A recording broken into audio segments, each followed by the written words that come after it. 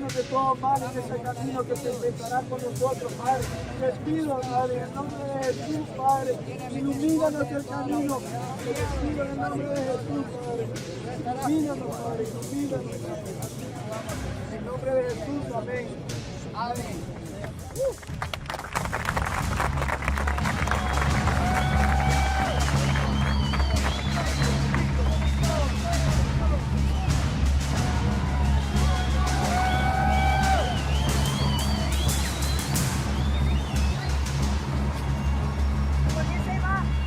La verdad que no tenemos trabajo en el país, seguridad, salud, por todo hay que luchar. No hay trabajo, no hay trabajo, está feo esto. Estamos muriendo de hambre. Estamos expuestos a la extorsión, un montón de cosas, canasta básica muy alta. No puede vivir aquí. ¿Qué edad tienen sus hijas? Ella tiene 3 y ella tiene 5. Saben que la frontera está cerrada y que va a ser difícil el acceso para otro país, ejemplo, en Guatemala. Con la ayuda de Dios, todo se puede. Ok, muchas gracias.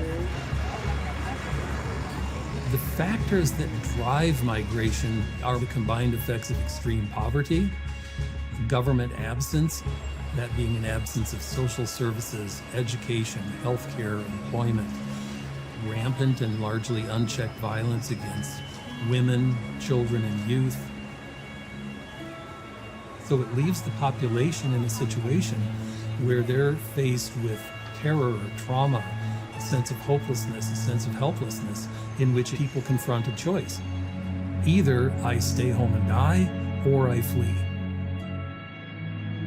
A caravan of migrants clashed with the Guatemalan army and police at the border with Honduras over the weekend. They're trying to gain access to highways to Mexico and ultimately the U.S. border. The journey north from Central America toward the United States border is horrifically treacherous. There are gangs that are running entire rackets of extortion and also kidnapping. Estaba muy preocupado cuando yo pasé, porque hay unos maderos allí del río que si los agarran, nuestra familia tiene que pagar mucho dinero y si no los matan. Sí.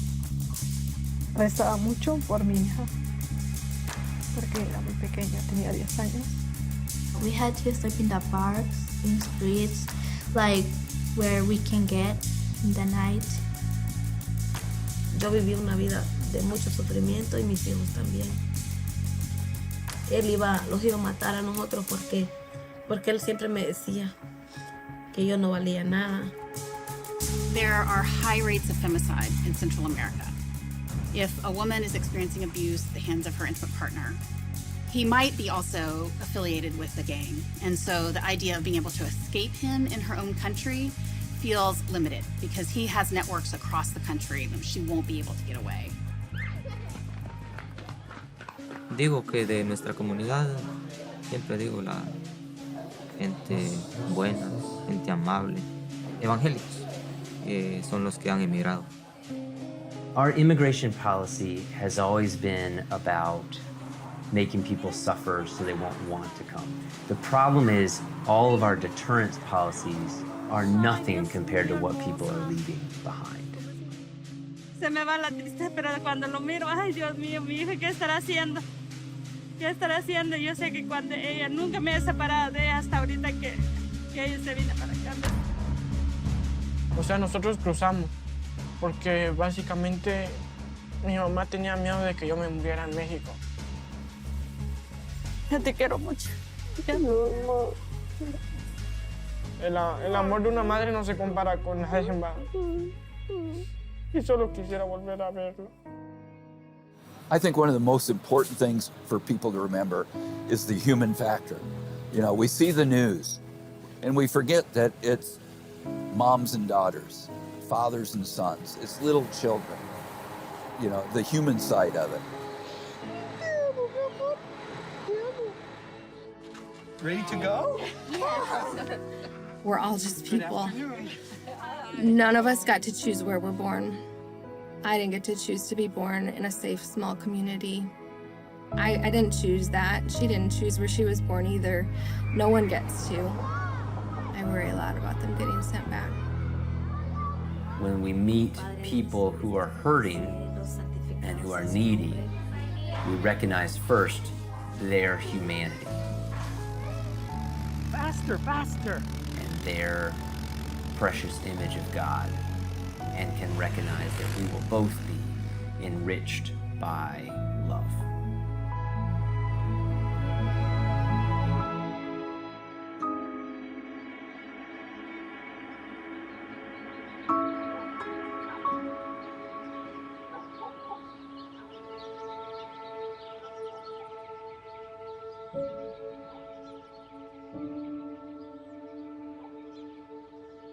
Hey, Aurora, we're gonna head to church, buddy. Mm-mm. Hush, puppy. Hush, hush, hush, hush, hush, hush. All right, you ready? Will you hold my hand? I first became a pastor on the river, 4 hours south of San Antonio. And I moved there as a young man. I became a pastor first when I was 25 years old. I was also a middle school teacher. I was a farmer, and I served this church. And it was mainly immigrants. It was beautiful. We had a huge garden, and we worked together, and we did life together, and they taught me how to be a pastor. And I worked with community development organization, learning the culture, learning the language. How are you? So that was the experience of that church, 10 years on the border. Hey, how are you doing? I've been the pastor of this church for the last number of years. This is our neighborhood church, and I live in the neighborhood, and my kids go to school in the neighborhood. Hey, dude. How you feeling? We're what you would call a little church, and pretty diverse. There's lots of little people. And then we have some folks who've grown up Mennonite, but mostly folks who are either new to church or new to Christianity. I'm proud of that. I worked hard on that. All the different languages. We'll see how accurate my Haitian Creole is.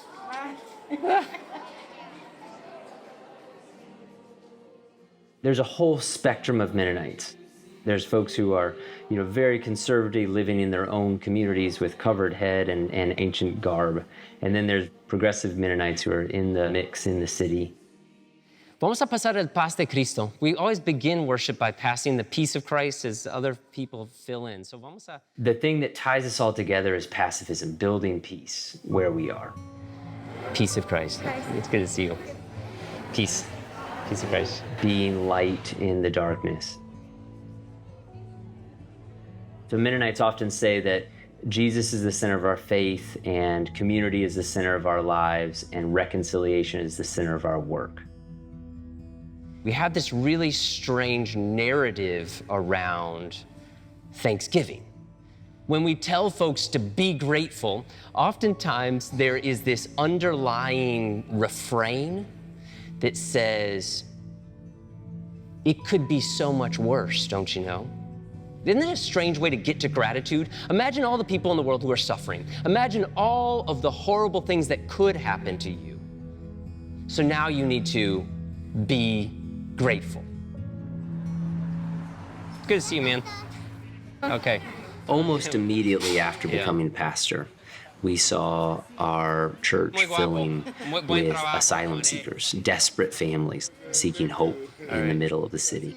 Okay, I'll see you real soon. When asylum-seeking families are crossing into Texas, they oftentimes have to come through San Antonio if they're on buses or if they are leaving the detention centers. So San Antonio has been very much a hub for the movement of asylum seekers, which means that we see a lot of folks when they're stranded. They started in Haiti, finally they made it to the United States.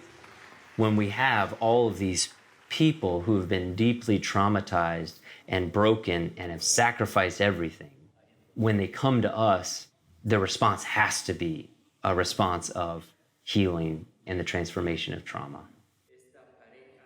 All trauma healing begins with felt safety, or a sense of here you are safe, here you are loved.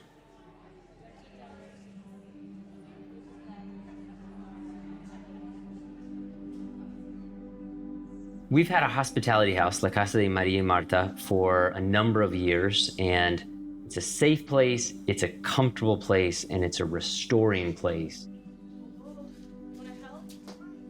We've hosted thousands of families who are seeking help and seeking asylum in this country. It's really difficult to understand, why would you do this? Why would you give up everything and come here? All the families we're receiving are fleeing poverty and horrific violence, and there's no one to turn to. Each one of these families is a miracle to make it this far. But they are coming up against the wall of exhaustion and the shadow of fear, and oftentimes they're struggling with figuring out their next steps.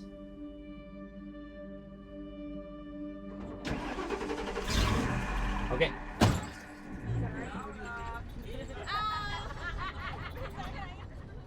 There were so many desperate families that this was not going to be the response of one church. We needed to form a coalition, and we formed a coalition very quickly, this Interfaith Welcome Coalition, and we cobbled together resources, we cobbled together volunteers, we cobbled together ideas. We had to team up with other theological groups, other people of faith, to say this is something that matters, and it has nothing to do with our progressive or liberal or conservative or any word that is used to divide us. We're going to stand united in this. And over time, more and more churches started coming in on it. From the Latter-day Saints to the Jewish faiths and Muslim faiths, all of them are part of the Interfaith Welcome Coalition. Our work is truly interfaith, all of us coming out of different scriptures with the same spirit and the same call to welcome the stranger. This is the third floor of the Travis Park Methodist Church. So they literally turned it over to us to work. We had, one of the biggest nights for me is when we had 223 people on cots in about 6 different rooms and 2 bathrooms. It was interesting. We had 200, 300, sometimes 400 people a night here in the shelter. We don't have enough cots, barely enough blankets. You're kind of sitting there wide-eyed trying to figure out how to best serve and how are we going to do this well? And so over time, we just had to realize that we are a shelter, that we are going to shelter well, right? And then other groups picked up other needs like showers and clothing closets and, medical care. So everybody kind of took their piece of the pie and we started making it manageable. Our church primarily focused on hospitality. Other churches focused on being present in the bus station and the airport. Other folks focused on figuring out the answers to legal questions. We came across this mama at the bus station, and so she stayed at our hospitality house. When Santos first came to the house, she was very, very quiet and very reserved. And it was just her and her little boy. And she would stay in her room, and then she'd come out and she'd help the other women cook, but she would never eat. And it took some time to recognize what was going on, but she had been separated from her daughter. She didn't know what had happened, and she didn't know what she could do. Era mi anhelo, mi mayor razón de vivir, ella, y ya no la tenía, o sea, era por lo menos una luz en mi camino, y ya esa luz se me había apagado. Ya no tenía cómo seguir.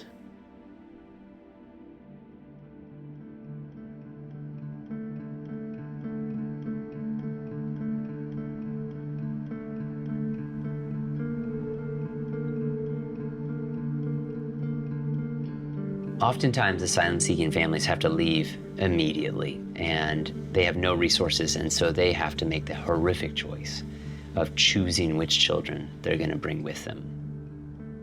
So often, they have to only take the most vulnerable. Santos had to leave 2 children behind in Honduras with family members, hoping for the best.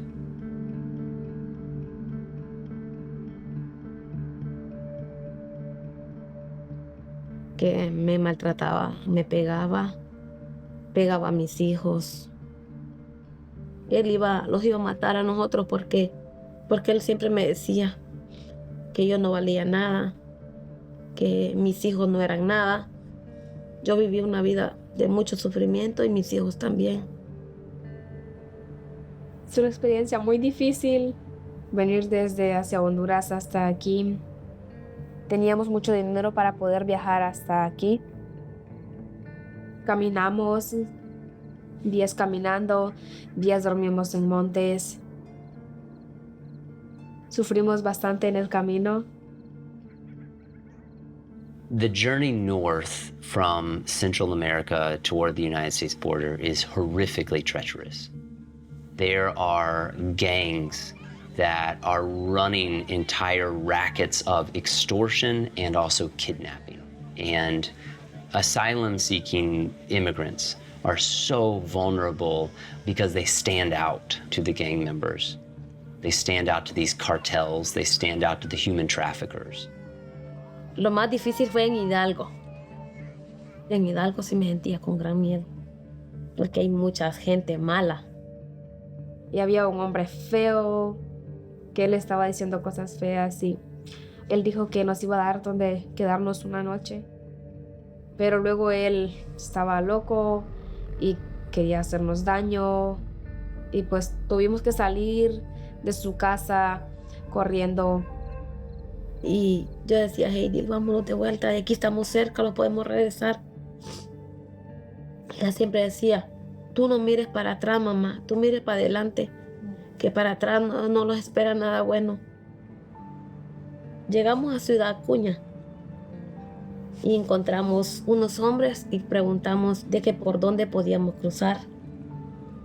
Y cuando llegan las patrullas, preguntan por mi nombre, yo doy mi nombre, mi fecha de nacimiento, entregué mis papeles, mi cédula, y de ahí entrego la partida de nacimiento de Heidi y preguntan que cuántos años tiene. Pues yo digo que ella tiene 16 y ellos dicen pues que yo estaba mintiendo. Tú estás mintiendo, ella no tiene 16, ella tiene 18 cumplidos. Y digo, no, pues si yo soy la mamá, ¿quién vas a ver más que yo? Y dicen, pues te puedes callar, que nosotros sabemos más. Y así es de que ella te la vamos a quitar.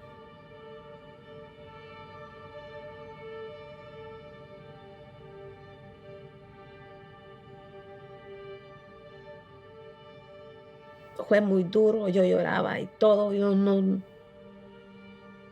Digamos, como que estaba ciega, la verdad, como que no tenía mis ojos, porque no tenía cómo ver, cómo seguir adelante.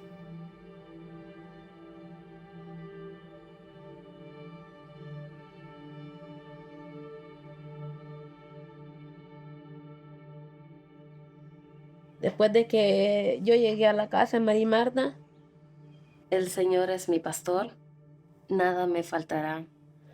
Yo estuve por 7 días de ayuno, en ayuno y oración, para que Dios me diera fuerza. Amor a su nombre, Salmo 23. She told us, like, I don't know where my daughter is. And then we went into sort of response mode, trying to locate her daughter. And it took us a couple of days to just find where her daughter was, what detention facility that she was in. And then it took us even more days to be allowed to contact her, to go and visit her. And we got there, and it's this concrete box surrounded by barbed wire. And we were in this dark room, and we were watching the prisoners in their jumpers walk into this visitation room. And the last one to walk in was Heidi. Cuando yo la miro, me llenaron de agua mis ojos. Her daughter sees her come through the door and cries out, like, "Mommy!" And her mama rushes over to her, picks her up and holds her. And she's saying the whole time, like, "Mommy, I thought you left me. Mommy, I thought you left me." Ay, Dios mío. Ella gritó, ella lloraba, ella reía. O sea que no se averiguaba. aquella emoción que sentía. Haiti was telling her mama how scared she was. And that's when Santos says, "No, you are a lion." Then she kept making her daughter repeat over and over, like, God is never gonna leave you. God is with you, and God is never gonna leave you.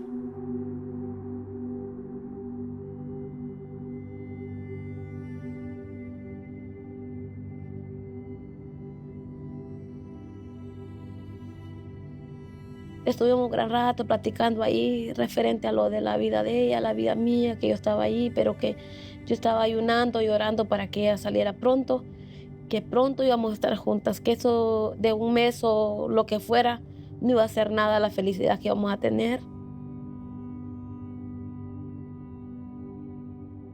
2 nights later, Santos has a vision. And she says, "You were walking down the hall holding my daughter's hand. And I know that we're gonna be reunited." And me of little faith, in my mind, it was almost a certainty that this little girl was gonna be deported back to Honduras and she would be all on her own. And I was sort of fixated on that horror, but her mama was fixated on this vision and saying, "I have faith and it's gonna be okay." Get a call at 7 o'clock at night, and it's an officer from somewhere who's saying, "Are you willing to accept this child?" And I said, "Yes." And she says, "All right, she's being released now." And I said, "Well, we can," and then he hung up. And I was panicking, thinking, where in the world, where are you gonna release this? Where is she, and how can we pick her up? And later found out that they just take the detainees to the bus station. So we rushed down to the bus station and there's Haiti. Es un trabajo que hice de mi héroe y para mí mi héroe es mi mamá. La M puse, mi héroe es mi mamá porque ella es muy importante para mí y ella siempre me ha ayudado y me ha guiado desde que era una niña.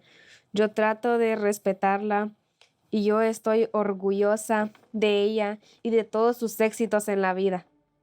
Es mi héroe porque siempre me ha protegido desde que era una niña.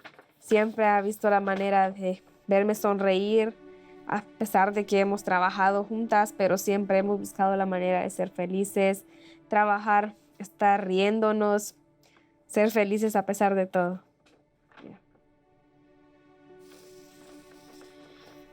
Te amo. También. Por eso, vamos a ser muy felices más de lo que somos ahora. Yeah. A pesar de todos los sufrimientos que hemos vivido, pero los espera una gran bendición. Sí. Y una victoria que estamos por ganarla. Sí, ya veré que sí. ¿Y tenían fe que en volver a verse? Sí. Yo decía que primeramente Dios, ella iba a estar conmigo. Estaba abrazándola, llorando y no quería separarme. Yo me agarraba de ella, que no me quería ir. Pero me llevaron siempre ahí. Fue tan difícil estar separado de ella. She's telling me about the tortilla business that they started together, and daughter and mother were making tortillas by hand all day. Mi trabajo en Honduras era darle vuelta a las tortillas. Haiti era la torteadora y yo la cocinera. Hizo todo con la paleta. Rápido.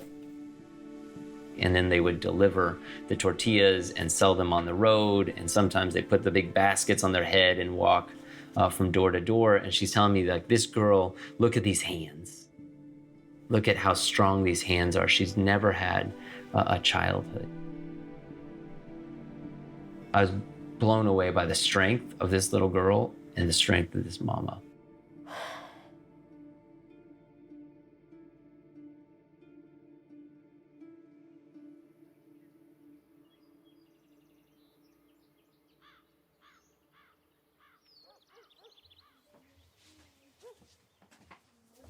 Tengo nubes llorando como agua, porque cuando lo hice yo estaba llorando pensando en él. Por eso tengo nubes con agua y el sol no se puede ver por No puedo ver la claridad por estar llorando por él. Y por eso dibujé las nubes con agua cuando lo hice. Estaba pensando en él y llorando. There was a horrific tragedy. Santos got a call from a family member in Honduras telling her that her oldest son had been killed. Pues él murió electrocutado con la corriente. Él estaba en el taller donde mi hermano y era como a las 9 de la mañana cuando él llegó al taller y como que hubo un cortocircuito, como que lo agarró la corriente y pegó un solo toque. O sea, lo llevaron a una clínica, pero ya era muy difícil para él porque fue un solo toque al corazón. In a horrific circumstance, Santos had to leave behind her 2 sons to save her daughter and youngest child. And the 2 sons were staying with her mother and with her brother and sister. O sea, siempre mi sospecha y siempre yo pienso de que él tuvo que haber participado, o si yo pienso mal, pues Dios que me perdone, pero siempre él intentaba siempre hacerle daño a uno con la corriente. O sea, muy difícil porque tú lo tienes en la cabeza todo lo que has vivido y lo que has pasado. Y siempre pienso así, de que tal vez lo hizo para que mi hermano muriera o lo hizo a propósito de que mi hijo muriera. After that death, she was begging her brother to bring her last son north. She was begging her brother to get him out of that danger. And so her brother, he left with his own son and he left with Santos's son, and they made that impossible journey to reunite him with his mama.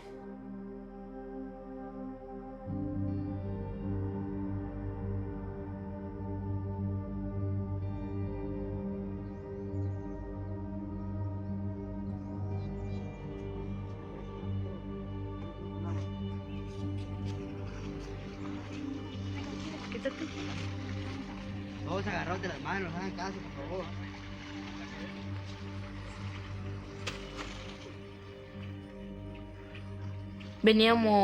Nos encontramos con otras personas y para que no nos llevara al río, entonces nos agarramos de las manos. Y todos nos fuimos agarrados de las manos y cruzamos. Estaba muy preocupado cuando yo pasé. Porque nosotros, cuando venimos ahí, venimos caminando, fuimos corriendo porque dicen que ahí hay cocodrilo. No, hay una gente que lo agarran a uno, hay unos maderos ahí del río y nuestra familia, si los agarran, nuestra familia tiene que pagar mucho dinero y si no los matan. Sí. This was the time when there's a lot of threats from the Border Patrol of how we were going to treat people and how we were going to send people immediately back, and people were going to have to remain in Mexico, and that we would not take any of these asylum seekers. Y ya estaba la migración de Estados Unidos. Pues Juan Ramón estaba triste. Se le miraba en la cara que estaba algo triste porque se separó de nosotros. ¿Y por qué? Porque como mi papá era tío de él, entonces tenía que traer papá o mamá. Y como no era mi papá, no era papá de él, sino que tío, entonces lo separaron de nosotros. Y yo separé de él y me montaron a un bus y me llevaron por otra parte. He's picked up by the Border Patrol and sent to one of the unaccompanied minors processing centers. And me of little faith, again, was trying to talk Santos out of this plan. But she had this faith that she would be able to find him. We were able to locate his name in the system, and we were able to get our phone number and our address into his file. And then as the weeks grow by and this mama's sort of desperately knowing that her son is close somewhere but does not know where. Y me decía mi mamá, hija, pero ¿y cuándo te van a entregar a tu niño? Mamá, no sé cuándo, pero para mi cumpleaños mi niño va a estar conmigo. And then it turned out he was being held at a detention center just down the street from our church. I mean, he was just across town, and he was there for a month. Got a call from a social worker saying, are you the parent of this little boy? And it happened on her birthday. Que él estaba conmigo, aunque sea ya de noche, pero la noche la pasamos juntos. Qué bueno. Sí. Uy, fue más bonito que para qué. ¿Lloraron o...? Lloramos cuando recibimos. Sí. It's such a warm family and a warm home. Just feels like such a sacred place when they're all together. Padre nuestro que estás en el cielo, santificado sea su nombre. Venga a nosotros tu reino, haga Señor su voluntad en la tierra como en el cielo. Darnos hoy Él cree que los estadounidenses tienen mucho que aprender de tu fe. Sí, verdad, así dice él. Y de la fe de otras personas de América. Sí. Que están viniendo. Que están viniendo acá, sí. Y que han sacrificado todo para sus hijos. Todo para sus hijos. ¿Qué opinas de eso? Es la verdad. Porque se sufre mucho y se sacrifica toda su vida por sus hijos, por sacarlos adelante. Y lo primero es pedir la dirección a Dios, pedir a Dios que Dios ilumine su mente, que cambie su corazón, que sea su corazón diferente, que no tenga odio, no tenga rencor. Dime algo de Pastorcito. ¿Por qué le has puesto este nombre a John? Porque es como un padre para nosotros, que es algo muy especial, que Él está cuidando de todo. Él está diciendo, yo quiero que estén bien, yo no quiero que les vaya a pasar nada. Trabaja mucho el pastor y la esposa también trabajan mucho para ayudar a personas como nosotros.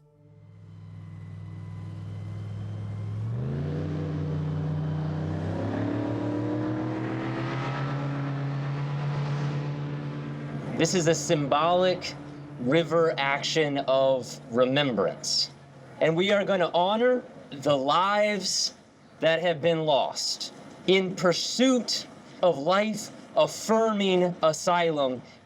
Those who have been trapped in hopelessness, those who have been denied, we are all going to remember them and together in one voice se presente and spread our flowers of honor into this river. We remember those who have drowned. Icar, Idalia, Presidia Chica and her son, and Marlene Reyes, Oscar Alberto Martinez Ramirez, and his daughter, Angie Valeria Martinez Ramirez, 23 months old.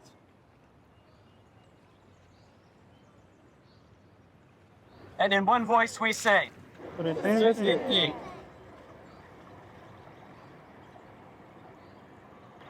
The asylum seeker process is not a journey of many choices. There's two ways to ask for asylum. One is in an embassy, and the other is on the United States soil. And the embassy really is not a viable choice. It's not possible for them to get to it, and if they did, they would have too long of a wait while they are facing immediate suffering and immediate death. So the only other option they have is to get to the soil of the United States. It's a misdemeanor to cross the river without permission, and so asylum seekers will commit a misdemeanor and cross the river to get to American soil where they can then ask for asylum.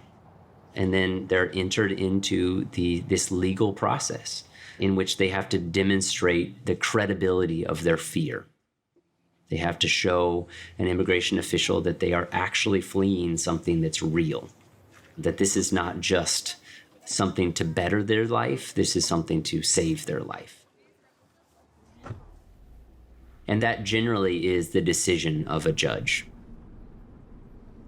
The judge will say, your fear is credible and your asylum can be granted.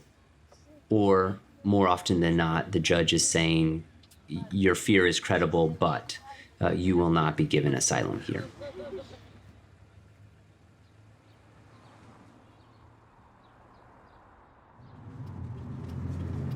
Creo que Heidi vas a tomar un mediodía hoy para estar contigo en el reunión. ¿Está bien, Heidi? ¿Voy a ir a la escuela? Hablando con el abogado, porque ustedes tienen dos casos diferentes, ¿verdad? Sí. Ok. Y quiero asegurar que el abogado está trabajando en los dos juntos porque se pueden unir los casos. Sí. Y todavía está tratando a Heidi como una anciana. Sí. No, estamos a unir los casos y tratarte como... Que sea uno solo. Una familia. Sí. Yeah, una familia. Yo le pido a Dios de que me ayude y que sea Él el que ponga medios para que yo me quede aquí. Porque no quiero regresar. Hola, buenos días. Buenos días. Mi nombre es Santos. Mucho gusto, me llamo Jonathan. Oh, mucho gusto. Heidi, mucho gusto. ¿De dónde ustedes son? De Honduras, pero... Sí, de la entrada de Copán. ¿Copán? Sí. Ok. Ustedes, díganme del padre de Heidi y de Juan Ramón. Pues él lo mataron en el 2006, la fecha que Juan Ramón nació. Y se supone que también a él lo mataron las maras. A él le dieron una muerte fea, violenta, o sea, una muerte fea con arma blanca, machete. So today was our first meeting. This is the first time I've met Santos and met Heidi as well. First impressions, it is a complicated case. It's a difficult case. It's a case that unfortunately reminds me of so many other cases from countries like Honduras, Guatemala, El Salvador, but it is absolutely not a case without hope. ¿Por qué teme regresar a Honduras? Pues yo temo regresar a Honduras por las dificultades de las cuestiones de las maras, que hemos vivido muy difícil porque, digamos, decidí hacer mi negocio yo sola. Trabajaba para mí, con mi hija, hacíamos tortillas para vender. Yo salía a venderlas a la entrada de Copán porque vivíamos en una aldeíta fuera de la entrada. Y entonces, en cada esquina usted va a ver maras. Entonces, si usted anda por lo menos vendiendo, ellos van a salir a las esquinas a decirle, ¿andas dinero? ¿Ya vendiste? ¿Que me des? O si no, te voy a matar.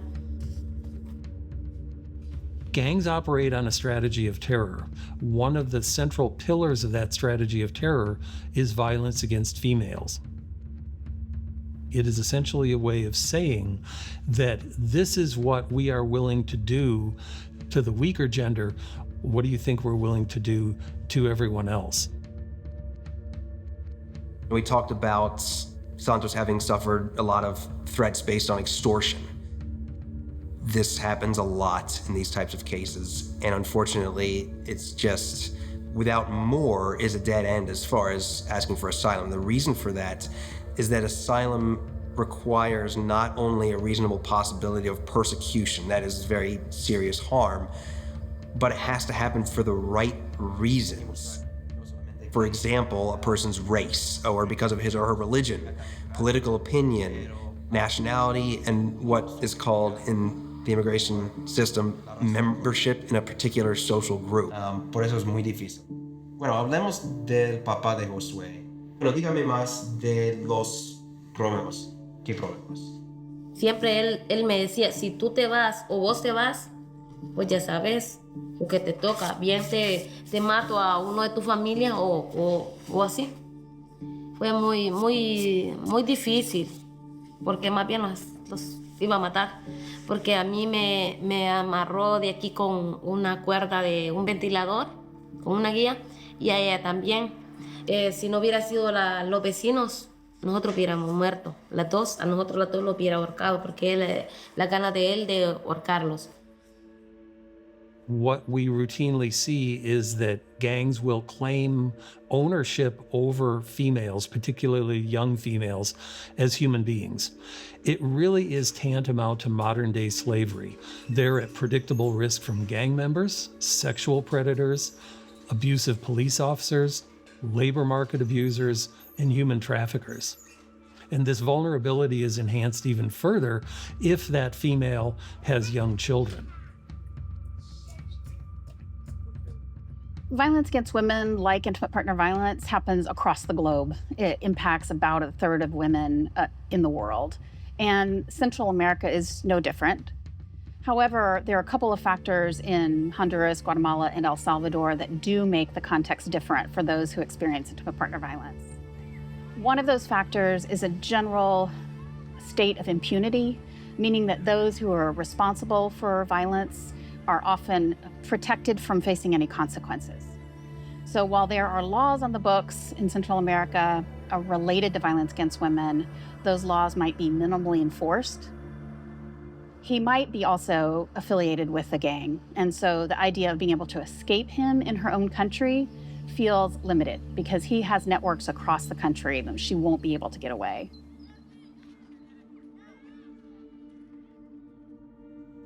Hablemos ahora más de la policía. ¿Cuántas veces la había llevado?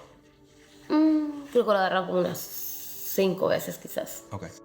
Varias veces cuando él la golpeaba a ella, pero aún así la policía nunca hizo nada. ¿Había una corte en cualquier momento? No. ¿Ustedes pusieron cargos? Sí, sí pusimos cargos, pero ellos no hicieron nada nunca. In 2014, there was a landmark case in the immigration court system that these types of cases, domestic violence cases, could make somebody eligible for asylum. In 2018, when Jeff Sessions was the Attorney General, he issued a case where they tried to strip away that as much as possible. It's very, very difficult now to win a domestic violence case. It's not impossible, but it is very, very difficult. Muchas gracias por contarme esa historia. Siento mucho lo que les haya pasado. Sí, es difícil. Espero que les pueda ayudar en esto. Sí, gracias. Claro.